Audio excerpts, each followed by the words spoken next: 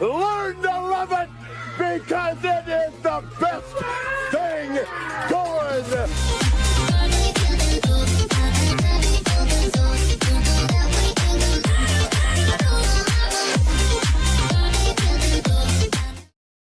And welcome back to the Boundary Corner podcast. Along with my partner, Brian Siegler, I am Curtis Wilson, a part of the College Huddle Network. And as always, we are brought to you by Moments on the Maury. Looking for a weekend getaway this spring, summer, or fall? Moments on the Maury might be exactly what you are looking for. Owned by a proud Hokie, located just outside Lexington, Virginia. And if you want to make the Blacksburg from there, that's just a little over an hour. So if you are thinking about a game day weekend in the fall, might want to look now to get in there.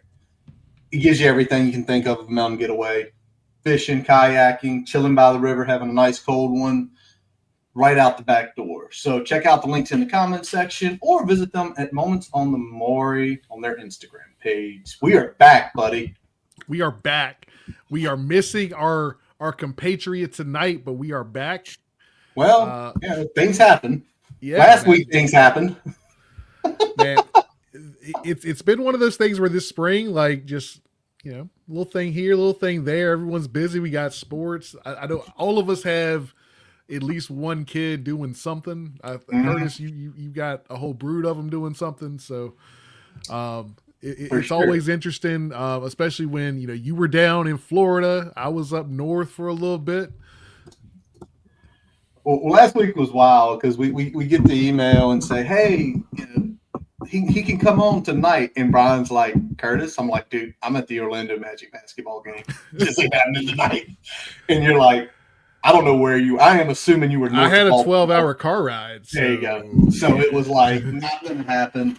But I think we pulled back in at like 9:30, 10 o'clock. So, hey, it is what it is. But you know what? Lucky for us, he was kind enough to make a little room on his schedule. And tonight, we're going to introduce y'all. I don't know if this is the first interview he's done since getting this position, but former Hokie offensive lineman, now the director of player development, Tyrell Smith joins us tonight for a little talk. Tyrell, how are you tonight? I'm great. First off, let me start by saying that the intro you guys have, that is big time. That's really my first time really seeing it. So you guys have a great thing going right there. But I'm glad to be here. I appreciate y'all having me, and I'm excited. Awesome, man. Like I said, I appreciate you being flexible with everything. I know we had a couple false starts there. Sometimes that's something that happens as offensive linemen, right? So, trust me, I know. Unfortunately, hey, so we appreciate you taking the time tonight. Circling up with us and have just a good conversation and talk a little Hokie football. No, I love it. Anytime I get to talk Virginia Tech, I'm all for it. We know that, man. I'm going to say this, by the way. Everybody, if you visit the website where Tyrell Smith is clearly the director of player development, they're still using your old football headshot, man. No, did you know that? See, I gotta talk to Travis Wells because I asked him about that. Because my mom said she went on the website to check it out and she saw the old me. She was like, I almost didn't recognize you. So I got to get that updated. But it's good to see that it's still up there and everything like that, though. It's still up there from when you played. Because when I was pulling it up, just doing some research, I'm like, wait a second. I'm 98% sure that is the picture. I think it's a 2020 one actually. Because I've got the roster page from your 2021 season has a different photo, but very similar. So I think it might be like a 2020 or 2019 photo that they've got in there. They pulled that out of the archives, man. I'm telling you. Yeah, man. You get named. They were like, just find a headshot. Quick, exactly. We gotta get it on here. That's exactly what it was. Well, let's talk about your journey to BT first. Clearly, you were recruited by Coach Frank Beamer. I'm trying to think, was Grimes or Searles? Yep. So got recruited by Coach Beamer. Coach Jeff Grimes was the one that came up to New Jersey and first met me up at my high school. Told me they liked me and wanted me to come down to camp. So I did that in June of 2014. I lied. June 2013. Sorry, June 2013. Went down to camp, performed well, I thought. Didn't earn a scholarship that day, so I was kind of like, okay, on to the next school kind of thing. So I remember me and my mom, we went down to Miami the next weekend for a camp down there. The night before the camp, Coach Grimes calls me and says, like, you did a great job. We're going to offer you a scholarship. So I'm in Miami. I'm jumping around in the hotel room through the roof because at the point I only had a UMass offer. So to get the Virginia Tech offer was huge for me. So got that offer. And then I think about a week later I committed and then have been a Hokie ever since. Man, I love hearing that, man. That like it's so cool. Like when you get those opportunities and the thing that you always wanted kind of comes to fruition, and it's like, all right, that's step one. Now I gotta go to work though. Exactly. Because you get the scholarship, and obviously that's a huge moment. But as you said, it's really just the beginning. So from getting the scholarship that day to finishing out my senior year on a high note, trying to be on a high note at least. Doing that and then having a little of a speed bump when I had to go to prep school. I had to go to prep school for a semester. So I spent that at Cushing Academy up in Massachusetts. And I then enrolled in Tech in January of 15. Very, very nice. We'll talk about that piece of the journey too, because you obviously you get recruited, you get that offer, and then, okay, I've got to go path. Like, do you think that really, because I'm going to say this, we're speaking with a guy who holds not one but two master's degrees, which is just unbelievably impressive. But do you think maybe that part of your journey really, when you got into school, was like, I need to focus. Yes, I've got a football scholarship. Great, wonderful. But you know what? Football's not going to last forever. Let me focus on my studies because bachelor's in criminology. Yes, sir. Impressive. Master's in informational technology, like education. Yes, sir. Which, I mean, I work with a few people like that in my profession. And then you got also your master's in agriculture.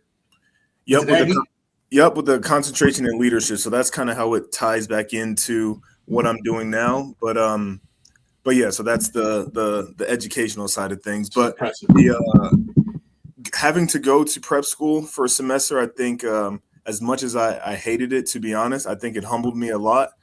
Coming from a powerful high school, Don Bosco Prep is a year in, year out, puts a ton of talent in Division I schools. Going there and kind of getting offered by Virginia Tech, maybe I was a little bit high. And then to see that I had to go to prep school made me realize a few things, which I think helped me a bit. So I got here to Virginia Tech in January 15, just realizing that, all right, you're on a football scholarship, but there's also a lot of academic work you got to do as well. So that's kind of was my mindset when I got here. And like you said, I was able to get here, do my thing athletically, but also more importantly, academically. And it kind of helps with how I deal with the players now when recruits. It's always fun to hear that journey piece and that, sometimes you get that adversity and how do you handle it and how do you work through it. But I mean, obviously, looking at the way you carried yourself at Virginia Tech, always impressive. One thing I want to talk about, because this is a very player led thing, or at least it was at the time, like getting voted captain 3 times. Like what did that mean to you? As that part of your career, especially I know some of that you were dealing with an injury during some of those seasons. Yeah, so first year was 2019. So obviously you get here as a young player and you see all the older guys, Jonathan McLaughlin, Augie Conti, Sam Rogers, Chuck Clark. You see all those older guys and you look up to them and like, whoa, like in a few years I wish I could be half of that, because those guys were just some of the best teammates I ever had on and off the field. So going into 2019, that was my redshirt senior year, my 5th year. That was going to be my last year. Obviously, that's something I thought about, but I knew it was out of my control. So to get voted captain that year meant a ton to me. To have the respect of my teammates, I think was huge for me. And the thing that I think set me apart from a lot of the other captains in in history at Virginia Tech and other places throughout as a 3-time captain. I wasn't the star player. I wasn't the starting left tackle, starting right tackle. Everyone knows, I only started one game in my career, so I did it in a different way. I was able to capture my teammates and the coaching staff in a way that I wasn't exactly the star player, but I had their respect and leadership enough in the locker room that they were able to wanted to vote me as the captain. Man, go ahead, Curtis. I was going to say, you just got to love to hear that. With the words that just came out of your mouth is, I wasn't the starter, but everyone had my respect. Everyone knew, I am assuming from you, I was going to put the team first. I was going to do the right things in every piece, and they saw that.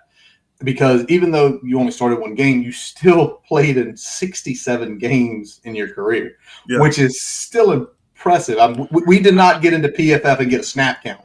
We didn't go that snap far. count or not, I think the GPs that's definitely a Virginia Tech record for games played. Definitely. It's got to be, right? Yeah, I was talking to Travis when I first got here, and he was like, the record still stands, and he said, I don't know if everyone's going to ever break that record. So luckily for me, that number will stay in history. That's awesome. Well, let's go back to that on field, because again, 67 games from 2016 to 2021. What do you say, Brian? Do we ask for 3 or do we ask for 4? Let's do 3. Let's do 3. Let's keep it. Let's keep it. We don't want to give him too many things to pour over here. Okay, so let's go just of your time, 2016, 2021, like the top 3 moments, games, moments that you were there for clearly. What's the first one? And when I said that, what's the first one that comes to mind? Like this game this year, you don't understand. First one is 2016. I think it's a Thursday or Friday night. We had Miami at home. We beat them at home. The way Coach Fu had us going that week, when Coach Fuente got into town, he was like, everyone else in the ACC is going to feel us. And like Miami, they didn't respect us for anything. So he had us going that entire week. So for us to get big name Miami to come into town on a Thursday night where we know Lane is crazy, for that win was huge for us. So that one comes to mind right away.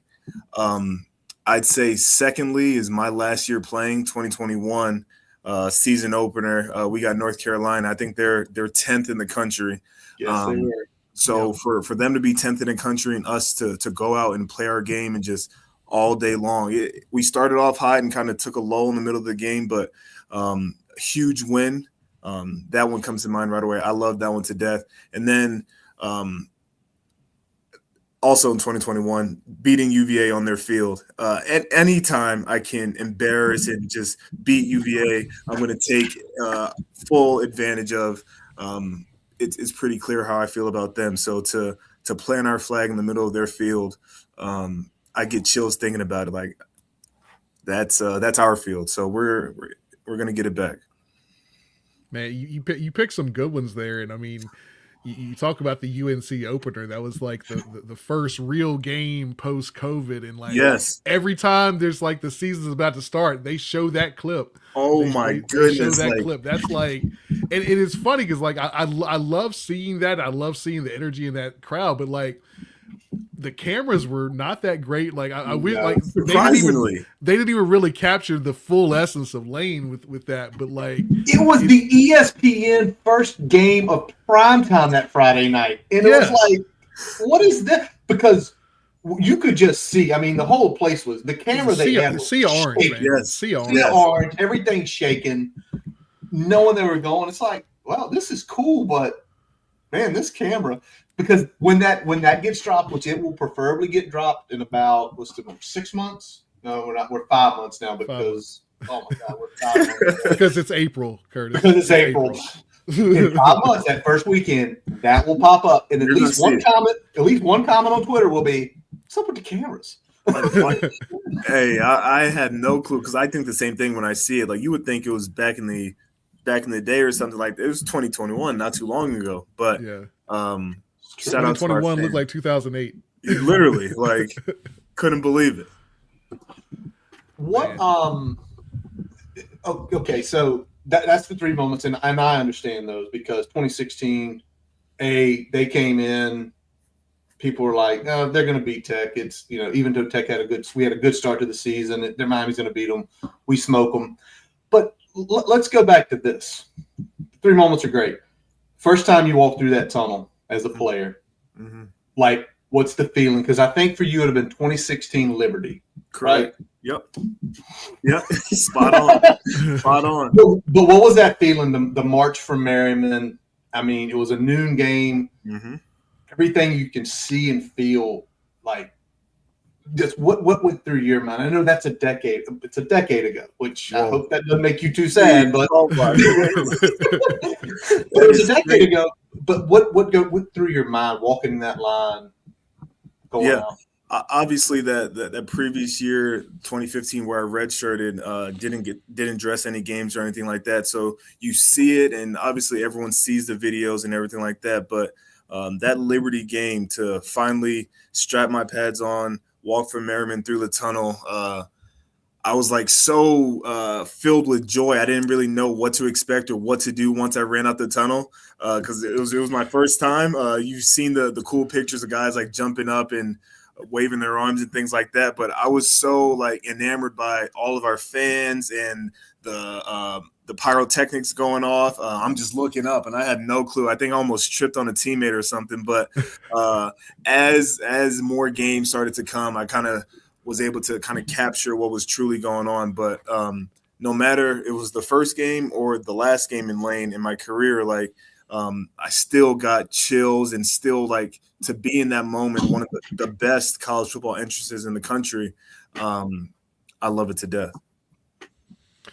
Yeah, I mean, every time we hear somebody talk about what that experience is like, and I'm always curious, is like, are you the type of person that's trying to soak it all in, or are you trying to like lock in, like tunnel vision, ready for what's about to come at you? So the thing before being voted a captain, obviously I got to run out all the time, and it was honestly amazing, touching the Hokie stone and running out. But then when you get voted when you're a captain, you have to go out before the team runs out. Yep. So the captains would walk out, and it's a different entrance, but it's pretty unique because it's you and 3 or 4 others, and everyone's clapping for you and kind of thing. So I don't remember the last time I ran out to enter Sandman, but just being out there for it, on the field and having all your teammates run out and kind of hyping them up was still an amazing thing that I wish I could get back sometimes. Are you going to ask Coach Franklin just one time? Can I just be in the line with all of us going, please? No, you should see at practice. Like we have some competitive periods, offense versus defense. Like I'm on the offensive side naturally, and I'm like, Coach, let me go. Like let me go. Let one of these defensive GAs or coaches go, and let's see what happens there. Tyrell Smith is creating the the Hunger Games staff edition. Literally, like there was one time during winter workouts, we were gonna do like the position coaches to finish it off, and I'm trying to go. I'm like, I need the offense to win, and Coach Frank's like, get out of there. I'm like, all right, Coach, sorry about that. Like, I just want to win. I wanted to win. Say, put me back in. I still got some juice here. Let's go, baby. Exactly. Well, let's shift a little bit, because there's the time as the players hearing those moments. It's always great to hear the journey, but you've had a journey post VT. Mm-hmm. And let's start first in 2022, a year after graduation. By the way, nice job. Like, get out of college in 2021. Less than a year, he's got a job as the Rutgers player development assistant under Greg Schiano. Like, how'd that come about? Mm-hmm. And, how was that role at Rutgers being like your first foot into, I would say the managerial side of college football? Yeah. I think for me, when I in my career, when I knew I wasn't going to the NFL, I wanted to stay close to football. I didn't know how that was going to work out, but I knew I wanted to be involved with the guys in some way. So my high school offensive coordinator, Drew Lascari, he's currently the assistant cornerbacks coach for the Jacksonville Jaguars. He worked at Rutgers at the time. He was the safeties coach. He said, I got a job for you. He says it's entry level, but if you want to work in football, this is going to be a great opportunity. So got to Rutgers in 22, as a player development assistant and kind of did a lot. It was a mixture of recruiting, a little bit of academics, and kind of just understanding how the behind the scenes of football worked. So we touched a lot of different things, but I think it helped me a lot because sometimes we help the operations crew, we'd help the recruiting department. You're helping the position coaches with film and things like that. So it taught me a lot, not only from my director, but also Coach Ciano. Obviously, he knows a ton. So being able to work for him was definitely huge for me. Love hearing that. And like I said, I think I appreciate you kind of highlighting some of the things that you're doing in those roles. I think that's important. And I know that having talked to some other folks around, like I know sometimes depending on where you're at, sometimes that role can look a little different and things like that. So I appreciate that. When you had the first stint away from Rutgers, moving on to Boise State, shifting over into a strength and conditioning role, what was that like? How did that kind of shift in terms of what your focus was and kind of building those tools in your toolbox as working in the football realm off the field? Yeah. Those jobs, when I was at Rutgers, I really couldn't ever imagine that I'd end up in Boise, Idaho. But it brought me back to Virginia Tech because Ben Hilgart, who was my strength coach for 6 years, he got the head strength coach job at Boise State. He called me for an opportunity. And like I said, when I was at Rutgers, it was kind of on the bottom, and this was a step up in my career, and I thought it could benefit me. Went out to Boise for a year and learned a ton. Being in the weight room on the coaching side, it teaches you a lot. You see the kids at their weakest point, and you get to build them up. So I thought that was something huge for me, whether that was in the weight room or just as a person. So I learned a lot when I was out in Boise. Absolutely loved it. We won the Mountain West out there. But nothing but great things about the state of Idaho and in Boise. Have you guys ever been? Never been. Never been out there. I will have to get out. So we're planning a cross country trip next year. So I might have to take a little detour up there in Idaho and see what it's all about. I'm telling you, the blue turf is pretty unique. It was a good year spent out there. What a shift in scenery though, because Rutgers, not far from the metro areas, up in New York and New Jersey and Boise, Idaho. By the way, what was the coldest it was ever while you were there? Just do you remember negative 9? What am I doing? It got low, and we'd have, similar to everywhere in the country, you have those early morning workouts, and you wake up and you look at the weather and you see 0 degrees. I'm like, what did I what am I doing with my life? I was like, is this what I really want? But no, it was great out there. But like you said, coming and growing up in New Jersey, working at Rutgers, being 45 minutes away from New York City, and then going out to Idaho was a little bit of a shock for me. But I think it was good. It kind of taught me to slow down a little bit, appreciate the scenery and everything that it had to offer. Yeah, I know you've had a lot of time in that area, both in your younger days before college, and then obviously with your time in Rutgers, and it can get cold in New Jersey, but I think it's a different type of cold in Idaho. Yeah, it 100% is. The first time I saw 0, I went into our equipment manager the next day. I said, I need the biggest jacket, whatever you have back there. I need 2 of them.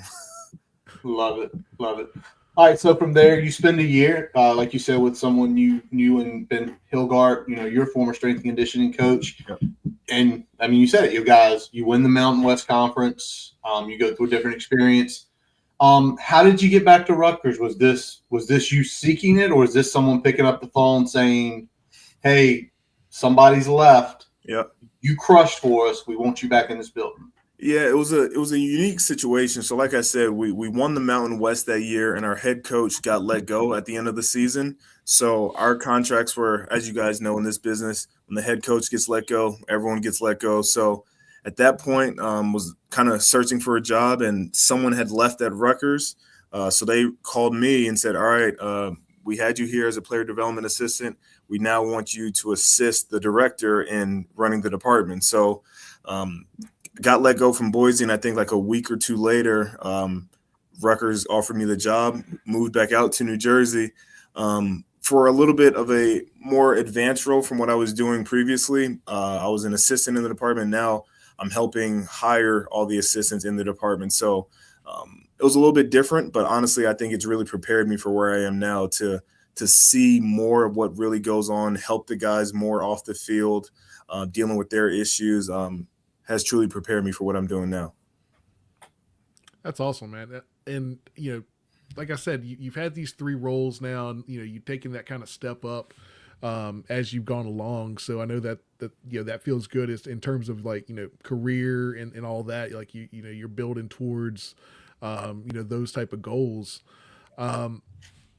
Taking that step away from being a player development assistant, moving up into assisting the director, how did that kind of shift the responsibilities that you had day to day with the players now that you've got, some of these other duties that are assigned to your role? Correct. So working at Rutgers the first time to the second time was honestly completely different. The first time I was doing a lot more of the grunt work, as opposed to the second time. Now I'm kind of telling guys what to do, where to go. But it allowed me to have a little better relationships with the players because I wasn't running around as much. And I think that's what I valued as a player, was having the staff members who could take 20 minutes and really hear what's going on in their lives outside of football, because everyone wants to talk football, but sometimes these kids just want to have someone to talk to and open up in a different way. So when I had those opportunities, that's where I was able to connect with a lot of players on a different level. Man, that's awesome to hear. And I think it's someone, of your ilk. You played the game. Mm-hmm. And then I love you saying you did the grunt work of the player development, but then you assisted in strength and conditioning. So, the mentality of those coaches, the player development. And then, coming back in that kind of higher level role, looking, I'm not saying you're setting the agendas, but you might get more input on setting the agendas. Right. Really love seeing that. And I'm going to come back in a few minutes, definitely talk a little bit more about that. But I want to capture this because we're in this journey. And, you're still at Rutgers last year. And, Coach Franklin gets hired, which I'm sure, college football world, you heard it. Oh, yeah. James Franklin going to my alma mater. Mm-hmm. Yeah, it's interesting. But how were you approached about taking over being the director? Mm-hmm. And then on top of that, the emotions, because we know you love this place. Yeah. And how had the situation happen, and then what was the emotions like you getting that phone call as a former Hokie, as a former team captain, as a former letterman? Yeah. They want you to come home because what you've done is exemplary, and they want you to run this department. For sure. Honestly, it all happened because of the connections and the work that I was able to do at Rutgers. There was a few people that used to work at Rutgers that moved on to Penn State. And when they took the job down here, they kind of started talking, and somehow my name came up. And then this was in, I think, the end of December. Around in December, the conversations really started to happen. I remember I landed in Mexico because the season at Rutgers finished. I was assuming I was going to return, so we were on vacation. We had our time off. So I landed in Mexico. I get off the plane and have a text from Coach James Franklin saying, "Can you talk?" I'm like, "Oh," I was like, "Yeah, I can." So I connected to the Wi-Fi real quick in the Cancun airport. We talk a little bit, and he kind of introduces the possibility of me joining his staff. So once I got back to the United States, we scheduled an interview. I came into town, and they were speaking about what I was able to do at Rutgers academically and recruiting wise, but also the opportunity to do it here where I played, where my sister goes here now, the place that I was here for 7 years. Nothing but great things to say about this place. So to get to relate to these guys, like I remember when the indoor was just dirt. So like to see them working out in there every single day or walking across campus to McBride, like I used to do it. So I truly relate to these guys in a different way. And I think that really helped me get the position, but also the work that I was able to do at my previous stop. Yeah, that, and you kind of answered a little bit, but one of the things I was curious about is like how, in your current role relative to what was going on at Rutgers, like, it sounds like you're able to kind of talk to them on a different level, just because not only have you lived it, generally you've lived it very specifically, Correct. being in Blacksburg, doing the things that they're doing day to day, understanding the relationships with some of the professors on campus, and like Yes. all those things. So Yes. there's a lot of things that you can speak to with a level of insight that maybe some of the other peers in your position historically may not have been able to do. Yeah, and one thing that I've noticed with these guys are everyone says like, yeah, I played here, I did this, and that, but when they actually Google your name, like, oh, you played here, like for this amount of years, you were a cat, like it takes them a little bit longer. They hear it all the time from so many different coaches throughout the recruiting process and things like that. But once you start working at a school, for me here, and then I tell my story, I get introduced to the team. But then it takes them some time naturally because they have a million different things going on. Yeah. I still have some guys coming to me like, bro, like you played here for 7 years, like, and you were a 3-time captain, like, so it takes a little bit of time, but no, they're great once they understand, like, I walked your shoes, like everything I'm telling you is out of experience. A lot of the things you're going through, I went through here as a player, whether on the field, off the field, I can relate. And then seeing familiar faces in the training room or on campus, it helps because some of the classes they're in, for example, I may have taken a class and I may know a thing that can help them get through it a little bit better. So it helps a ton, I think. And that's awesome to hear. Well, let's talk about this a little bit because obviously you're coming in with player development. You're going to have a relationship with the kids, but you clearly are going to have a relationship with the coaching staff. Mm-hmm. And now I'm trying to think. Let's see, you're 21. I'm trying to think. Was anyone from your last year here still in some sort of role? Yep. So Coach Brian Christ, Okay. he's a senior analyst. Coach Goove, who Gouveia Winslow, Jerron, he was on the staff as well. And then Jared Ferguson, who's a strength coach. He wasn't here my last year, but my first year he was on the staff. But besides that, the staff is pretty much all new. So what's it been like cultivating that relationship? Because really I'm assuming speed dating, right? Because it's been 3 months since you set foot on campus, and exactly, I get to know everybody in some way, shape, or form. It was as soon as I got to campus, I was like, all right, let me learn all these coaches. Let me learn their recruiting area. Let me get to know these guys so I can see how I can best help them. So immediately learning these guys, where they're from, what's their history, so I can help them better with our current players and in recruiting. So Vic Hall, I had a good relationship because he was at Rutgers with me. So that one I kind of checked off the list. But then the other guys, Nick Perry, got in tight with him right away. Anthony Midget, especially Coach Moore as well, just because he's the offensive line coach. Those are some of the guys who Norval McKenzie, he actually texted me today and had me working on a recruit. So just getting in with these guys, telling them my history, what I've been able to do in recruiting and getting certain commits. And they've trusted me already. They put some responsibility on me. I want you to talk to this kid. Let's get him here to campus kind of thing. So it was as soon as I got to campus, all right, how can I build a relationship with these position coaches and how can I help them help us? Yeah, so you talked about that support role with the staff. Like I know we've talked about the player relationship piece. How important is it with your relationships with the staff as you're building that out for your role as a support to the greater vision of Coach Franklin and the rest of the staff? I think it's very important because they have to trust you. There's going to be times like yesterday, I hosted an event for our players, and when the coaches see it on their player schedule, they want to know that they're in good hands. If I was some crazy person they couldn't trust me, they would probably be hesitant to allow their players to go to that meeting. So to build that trust, for them to trust me, I think is very important. But also, like you said, we're all working towards the same goal. So for them to say, okay, I know that Tyrell will be able to get this job done, whether it's our players, whether it's a recruit, our guys are in good hands with him. So just letting them know what I've been able to do, being genuine in my conversations and relationships with them, I think is an important piece, and it's been good so far, and I hope we're going to keep it rolling. Nice. So let's dive into that. Now that we're here, we are now at Tyrell Smith, present day Director of Player Development for the Virginia Tech Hokies.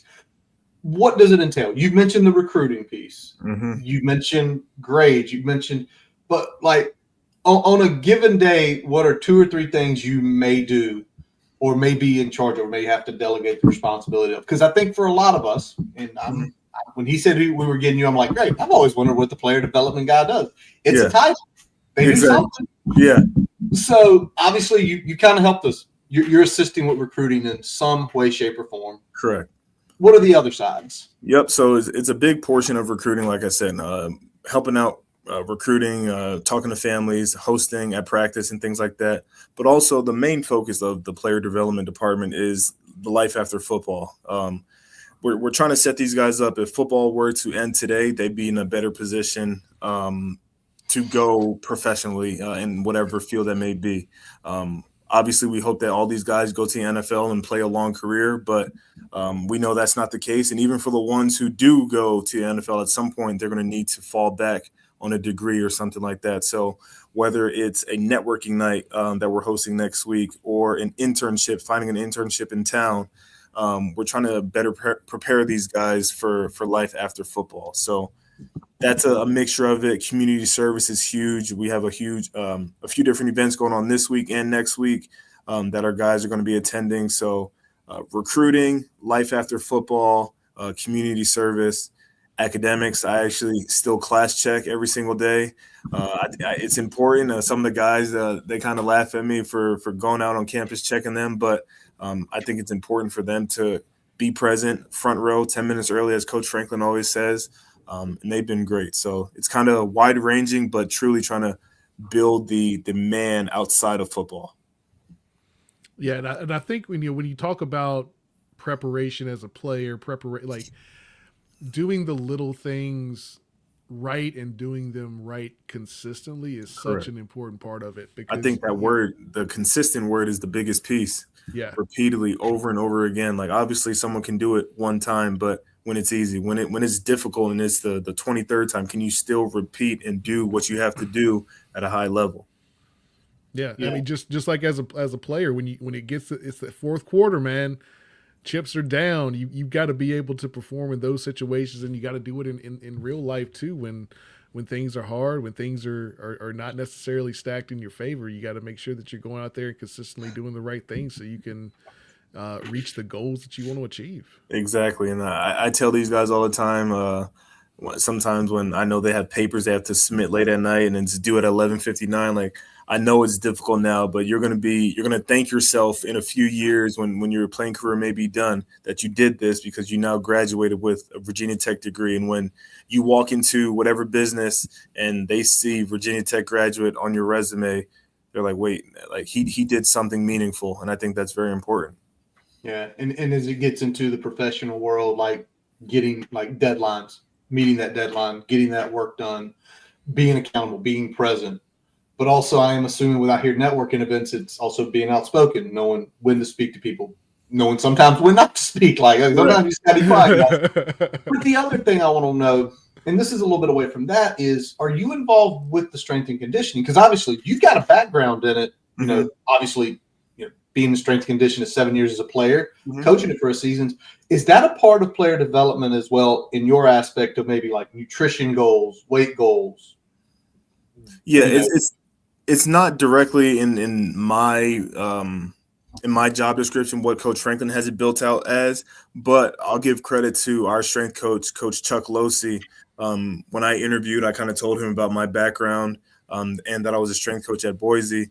So there's been a few times where they'd be testing or they need an extra coach in the weight room, and he'll call me down there. So I still get the fix, for lack of better words, for being down there. And I give all the credit to Coach Chuck Losey for thinking of me to be down there and help the guys. So there's been a few times I've been down there and kind of helping the guys get after it.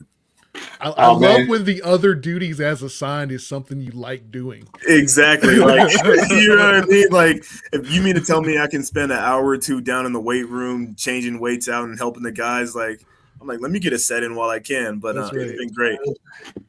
Well, it's awesome. It's awesome too that you have that, because it's like you're effectively. Sorry, I have a wedding ring there, but you're effectively like, I'm the accountability expert.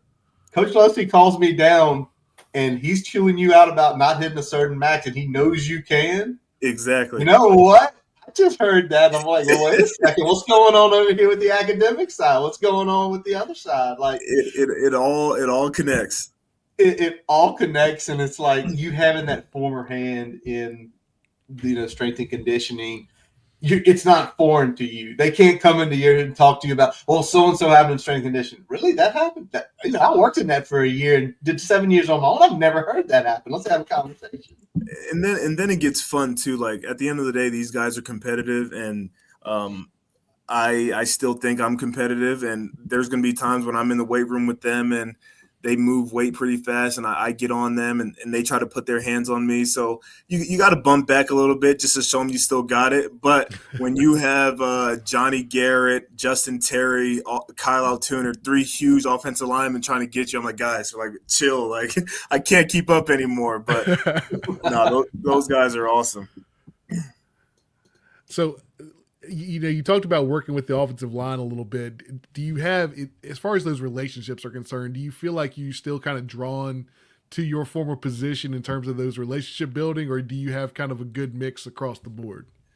I'd say it's a good mix across the board. I will be honest though, when I first got here, I did learn all the offensive line names first. You know what I mean? Just naturally, that's my position. I feel like I still fit in with them, but no, it's the entire team now. Whether it's Christian Epling, the long snapper, Bryce Baker, one of our transfer quarterbacks, like I said, the O-line, Keyshawn Brown, our transfer receiver. I got a pretty good wide mix of relationships with these guys, and still looking to grow more and deeper with these guys. Awesome. Very nice. Love to Very hear it. nice. Love to hear it. Now, how crazy has this spring been? How crazy has spring ball been? I mean, is it get there at 5, leave at 9? Like, are you still? I'm trying to look. Are you still in the office? Yeah, so Okay. it's pretty long days. Honestly, when this was scheduled, we had I had a 5:00 meeting, and that meeting went 2.5 hours. So it went to 7:30, and I'm like, all right, like, all right, I'm going to get on this call. So it kind of worked out perfectly, but the days are long regardless. I'm sure I've been seeing people walk back and forth with a whole bunch of papers in their hands. So there's always work being done. So yeah, it's pretty early. It's going to be that 5 a.m. start for the most part. And you guys know how it is. Sometimes you can work all night. There's always something you can adjust or fix, especially for these position coaches, trying to draw up the best look to see how bulletproof their scheme may be or something like that. But the coaches are doing a great job. I give a bunch of credit to them. Sometimes I see them early in the morning, and you can see their eyes bloodshot just from lack of sleep. But it's all because they want the best for these players. Yeah, it's always fun seeing. Like, I coached a little bit. I played D3 when I was in college. Like, it's fun seeing the guys that stay late and do all that and get up early and in there, but they still have that intensity. Correct. When they get there, and it's like, I'm not sure how you're doing this, but I love the way that you're approaching it, because that gives juice to everybody else. Exactly. And I think it's important because obviously the players are physically drained from everything that they go through here, but the coaches have to be kind of a light, and they have to be the juice, you know what I'm saying? Because the players are drained. We have to bring the energy for these guys because they feed off of us. If they see that we had a bad day or we have no energy, that's what they're going to put out on the field, and that doesn't help any of us. So regardless of how early or how late of a night it is for us, we always have to be at our highest because that's what the players see, and then it allows them to perform a little bit better.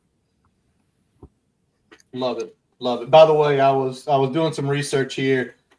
You are the one who planted the flag at 2021. It was you. We've got it right here. He's pinned it to the top of at Tyrell Smith 79. I will never take that off. I will never take It's not going away unless I get to remake it somehow. That video will always man. be on the top of my account. I love it, man. I love it in every sense. And listen, it's late. You have given us almost 45 minutes of your time. We really appreciate it. I think there are people watching out here tonight that'll listen to the podcast and stuff tomorrow, see the replays, and truly see how much this job means to you, like how much this place means to you. And I hope for those who are younger, we're not younger. We remember you getting recruited. We remember you playing. We remember you getting hurt. We remember you getting the extra year of eligibility. Like, he got 7. Well, he got hurt. What are they supposed to do? The man got hurt. He should get an extra year of eligibility. Exactly. He legitimately got hurt. He didn't have a sprained wrist and said, "No, I can't play this season." I know that's a pop shot at some people doing certain things. I hear you. Yeah, but well, again, Tyrell, we appreciate you taking your time, giving us great conversation this evening. If you're allowed to, go home, get some sleep. We know it's another grind day tomorrow. Because spring game is in exactly 10 days from today. Yes. I, unfortunately, am not coming. Brian will be in town. Maybe y'all run across each other somewhere. No, honestly, I can't wait. The guys have been busting their tail all spring. Obviously, there's been a new energy with Coach Franklin in town. We can just see it from just the amount of energy on campus and everything like that. So to see Hokie Nation full next Saturday, I think is going to be awesome. Yeah, I'm excited. We got we're going to be doing a live stream with a couple other guys up on Chicken Hill before the game. Nice. It's going to be a nice little spread there. Oh my goodness! Little drinks. We're going to have the live stream going. Get a couple people from the tailgate in there. Yeah, it's going to be a good time. Excited to see that. Excited to see what you boys are kind of cooking up over there. And I know there's going to be hopefully 66,000 others there with me that are going to get to see it as well. Exactly. Let's keep our fingers crossed for nice weather. If we have nice weather, oh my goodness, Hokie Nation is going to be out there strong. I can't wait. The weather, the temperatures are looking really good so far. I know weather, rain, we're still too far off to tell about that, but the temperatures are looking pretty nice so far. So nice. Let's keep it holding. As long as the temperature okay. If it's a nice warm rain, mostly everybody can deal with that. It's when especially if it's just a shower and not like all day. Oh, Purdue showers are showers. We can deal with that. We can deal with that. Purdue 2024. Exactly. You were not here then, but that was the noon kick that started at what time was it? 6:30. 6:30. Me and myself, Brian, our partner Tally, we were in South End Zone, and like that hail started coming down. Like Tally, he still swears to this day. He's like, I thought I was gonna die. He's like, I was gonna die because of this thing coming through. But listen, take care of yourself. We hope to talk to you in the future. Yes, sir. I appreciate you guys. Truly, thank you for having me. Thank you. Appreciate you, Tyrell. Have a good night. Yep, y'all do the same. All right. That was fun. That was a good time, man. That was, you know what? It's always good to get, it's always fun to talk to former Hokies. Always. Yep. Always. And again, a guy we can remember playing. I do remember the injury history, because he legitimately got hurt, I think it was 2020. And he truly deserved the extra year, where I know I'm kind of laying out other people trying to get 7th and 8th years for sprained wrists, and I got mono and I need to Trinidad Chambliss. Yeah, you don't deserve that year. You had mono. It's like a month and you could have played. What about the quarterback up the road? He's 25. Get a job. But for real, thanks again, Tyrell. We know you're going to log off here. Take care of yourself, man. Hopefully we cross paths soon. Well, Brian, let's hit a few other things before we wrap it up tonight. Yeah, man. We what have you got done for me? a couple recruits in the door for 2027. Brock Frisbee from Archbishop Spalding up in Severn, Maryland, back to the Catholic roots. And Frisbee, another baby. one, Alexander Taylor from St. Francis Academy, both defensive linemen, both in that 6'2", 6'3" range, 260, 265. A very solid start to the 2027 cycle in the footprint. St. Francis, obviously, good relationship there over the last few years, but not with the Archbishop. I'm going to do a little research while you chit-chat on them, but I'm trying to think of the last guy from Archbishop we got. Definitely feels like it's been a long, long time. I'm trying to think, too, and, like, you know, when we look at them, you know, both have, you know, pretty solid offer sheets. I think when we look at what this staff is doing, especially with some of these early targets, you know, we saw it in the wrap up to the 26 class where you had a bunch of offensive linemen, like a very trench focused approach. And we're seeing that coming into fruition right again, you know, with this class being very trench focused out of the gate. You know, we know probably from a long-term standpoint, some of the more blue chip talent in this class is going to probably be committing, you know, between May to September. Yeah, is probably when most of those, you know, are going to be committing. So, but you know, you're the meat of your of your recruiting class is going to be guys like Brock Frisbee. Yeah, by the way, Mansour Delane, one of the only guys that I can even find, and that was 5 years ago. Yeah.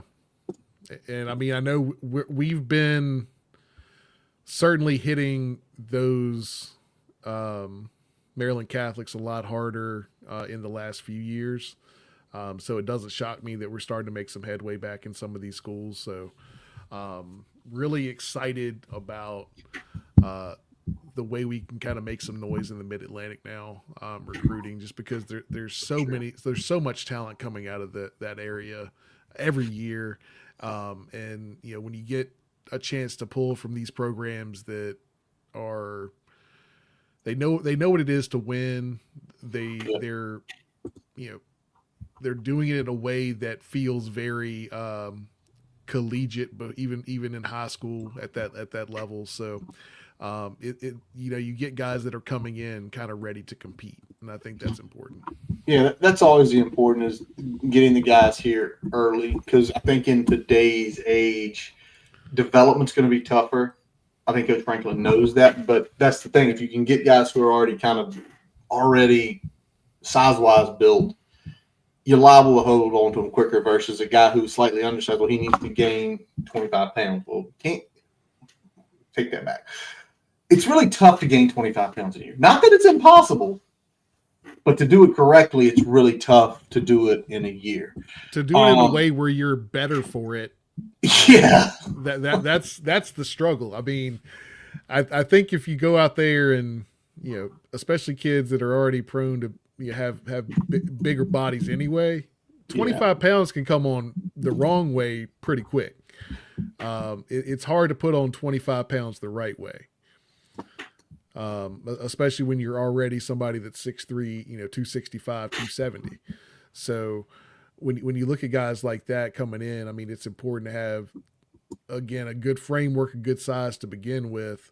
And you've also, from a process standpoint, from a preparation standpoint, you've been doing it college light, not just, you know, public school, high school type deal. And I know that's gotten more intense in the last decade or so as well. But you know, these schools have been doing it that way for a very long time.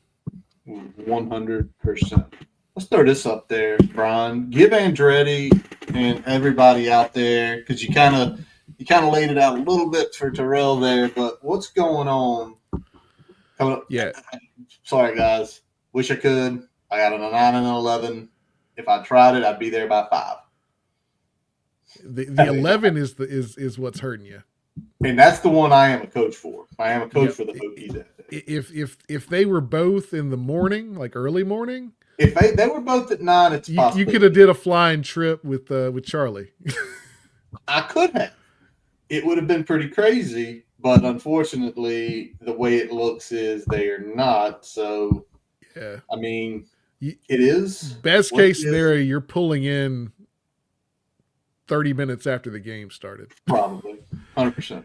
But Yeah. lay it for everybody that's out there watching. If you haven't followed Brian, I know you put it on Instagram, you put it on Twitter, you put it on Facebook, everywhere. But since Andretti's out there listening, we got a little crowd. You can tell them what's going on. Yeah, so I know that we've talked about this. This is the 4th year now that Dan Poltz, Pete B, and myself, we've kind of been putting together this pregame show. Last year was a postgame show, but it's a show on spring game, live streaming, talking about the game, talking about the expectations, talking about what we want to see, what we'd like to see, and just enjoying the fact that the spring game is such a unique and special time for, I think, fans to get together. You know, it's one of those things where you get to enjoy football, you get to enjoy fellowship with people that love the same thing you do, and you won't see a loss. I mean, you're guaranteed not to see a loss. So you go into the stadium, you don't have this misplaced expectation that can get crushed. You don't have this dread that could become a reality. You just have, I'm going to go in here and I'm going to watch some football, and I might find some things out about this team, and it's going to be a good, 2 to 3 hours. And that's all you can really, hope for. It's such a good time, but we're doing the pregame show again. It's going to be live on Chicken Hill, live from the tailgate, noon on April 18th before the spring game. There's going to be a bourbon table. There's going to be food. Shout out to Stephen Wright. Going to be helping with the hosting. He's going to be chefing it up here. He is a meat smoking and Blackstone grilling expert, and that's coming from somebody that also considers himself that. Bro knows what he's doing. So come by, get some food, listen to your boys and some others chat up some football, take a sip of bourbon, and for those that want to help contribute to the festivities, this is a free event, but Stephen will have his Venmo out there if you want to contribute to some of the libations. But as far as drinking is concerned, it is going to be BYOB outside of some bourbon tasting. So make sure if you want to partake. Venmo Steven, because I've been to a couple of Steven's tailgates. Steven's stuff is on point bourbon wise. Yeah. Oh, it's up there. It really is. Yeah. So if you're doing some tastings, getting some food, throw Steven some bones, but otherwise it's a free event. Just come hang out and listen to us chat a little bit. All right. Do this for everyone, and you'll do it again next week too, as we kind of do the preview of the game. If you're looking at Lane Stadium from the front, where's Chicken Hill? Just so, because Chicken Hill, it's one of those things. It's like lots 1 and 2 are there. You've got other lots as well, but just so everybody, if you have not, like Andretti's never been, and I think he is coming. So if you're looking at South End Zone, it's directly across the street, up on the hill. When we're actually up on the upper part of Chicken Hill, not the lower part of Chicken Hill lot, right on the apron that fronts the road there. So if you stand at South End Zone and look further south, right up on the hill, baby. There you go. Just find South End Zone. Look south, you'll probably see them.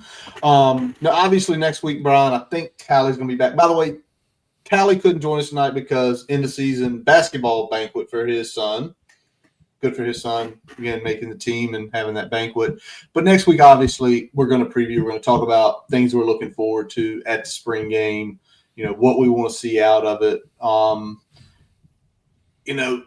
I don't want to get too deep into that as we wrap up in the next few minutes here, but there's so much, I didn't get to see the full interview, but it seems like James Franklin wants to take the quarterback battle into the fall.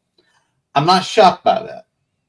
Not at all. Just from the mentality probably of who James Franklin is, that doesn't shock me. But the question goes probably, is anybody on a throw count, snap counts?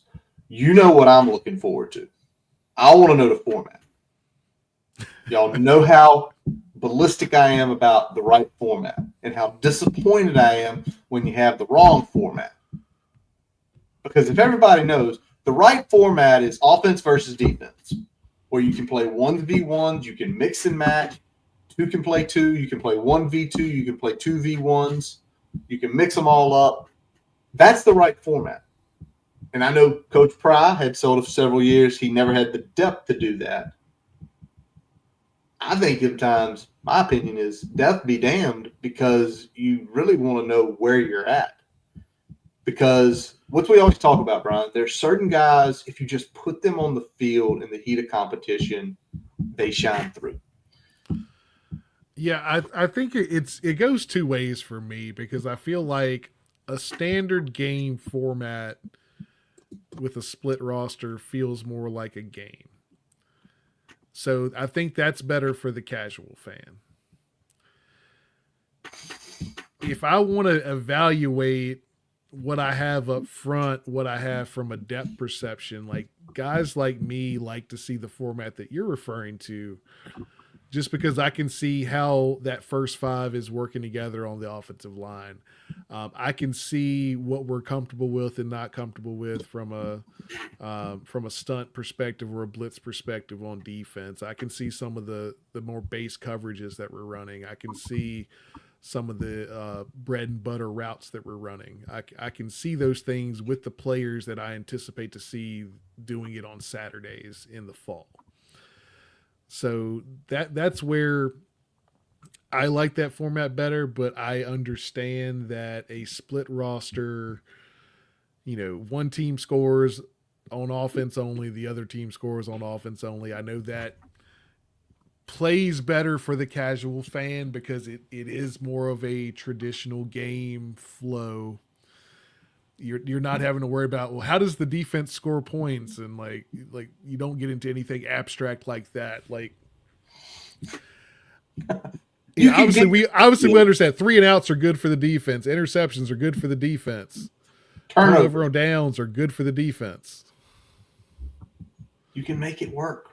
Yeah. Fumble recoveries are good for the defense. Sacks, good for the defense. Yeah, and as long as you know what that scoring is like, and as people that play fantasy football as well, like we kind of know, it, pretty distinctly what the flow is going to be like for something like that. But like I said, I get why it's it works better for the casual fan, and I get why it's a struggle if you don't have the depth, because it is hard already to get 2 full offensive lines. It's true. And we were struggling to even get there the last 3 years. Well, I can remember a couple of those years. We immediately looked at the roster and saw the offensive lines, and it's like, that team's going to win. It doesn't even matter who's on the other team. Well, it was like when you're usually missing at least one offensive line starter from the game, full stop. Usually, at least. And then the best backups part of the next one. And then the best 2 starters are on one side. And the best backups on the other side. It's just like, and I'm like, okay, well, they're gonna win this, and and it's happened both. You add to that, not having your 2 best quarterbacks available in last year's spring game. It was really hard to, weather aside, it was really hard to really take a lot of things away from that game last year, because of the offensive line situation, because of having both of your 1 and 2 quarterbacks out of that game, and you've got true freshmen running the quarterback positions in the spring game. There was a lot of things going on in last year's spring game that I think made it a worse product than it could have been. And then you throw on top of that 38 degrees, feels like 32 at kickoff. And it's rainy. And it's miserable. That was some of the more unexpected bad weather in Blacksburg that I've seen. Well, hold on. Was that weather almost as bad as the Pitt game in 2019? No, it was worse. And I'll tell you why. Terrible, because that was the end of November. And I'll tell you why it's worse, because the wind was blowing the whole time. Like, at least in that game, it was cold and it was pouring, but you didn't have the wind whipping the whole time. The problem is that it was already cold. It was drizzling most of the day, but the wind was blowing constantly. It was cold, and it was that bone chilling wind cold that, like, you get just a little bit comfortable when it stops, and then it comes right back, and you're like, son of a bitch. And I'm going to assume last year, too, you weren't directly in the seats under the overhang. I was not under the overhang. No, I was right on the 40-yard line. Still the best purchase tickets five ever. or six rows up. Still the best tickets ever was that game, which was great to be at. The tickets we purchased were literally West End Zone? Yeah, West Stands. Yeah, West Stands. West Stand. Right near the tunnel. Right near the tunnel, but literally one row back under the overhang. Yeah. The poor people in front of us got drenched, and we're just sitting back here, dry. We were a row and a half behind the cutoff. Perfect. But again, we're going to talk more about next week, things we're looking for, and things like that as we preview the spring game. And Brian, anything else to wrap up tonight? Because Tyrell was such a fun interview, man. I always love interviewing guys like that because they're going to give it to you straight. And there's a reason that we kept coming back to it and saying we want to get him in here. We want to get him in here. Like, we wanted to make this work.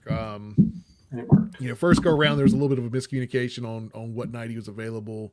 Then last week we had the situation where he's like, I can go. I was like, we can't, unfortunately. We are incapacitated. So, yeah. We're either going to be in a car or at a game. But yeah, I'm glad it worked out. He was great. Love his journey, and he was one of those players that you always rooted for as a Hokie. Like, did it the right way, led by example. 100%. So I think that's that was always big for me, seeing guys doing it the right way and making sure they were helping others on their journey as well. Like, that was huge. And he always did it that way. So really happy that we were able to get him on here and have that conversation with him. 100%. Well, with that being said, we appreciate Tyrell Smith for joining us tonight, and that will wrap up this episode of the Boundary Corner podcast, brought to you by Moments on the Maury in Lexington. I'm Curtis Wilson. I'm Brian Siegler. Visit boundarycornerbt.com to listen to all of our episodes. While you're there, follow us Twitter, Facebook, Instagram. Make sure you subscribe to that YouTube channel for us, as well as your favorite podcast source. We're on them all. Trust me, we're on them all. As always, we let our buddy Jason Long play us out. Check him out at jasonlongmusic.com, where you can connect to all of his good stuff, his music on Apple and Spotify, his YouTube channel, his Facebook pages. Also, taking a look. Getting after it lately. He has been doing a lot of live shows. He will be doing 2 this upcoming weekend in the greater Roanoke Valley area. On the 10th, which I believe is Friday night, he is going to be down at Pollard 107 South down in Vinton, just outside Roanoke. And then on Saturday, 8 to 10:30 at Crooked Shoreline down in Daleville. So definitely go check him out there. We appreciate y'all all for listening. We appreciate y'all in the chat as well. And as always, let's go. Hokies.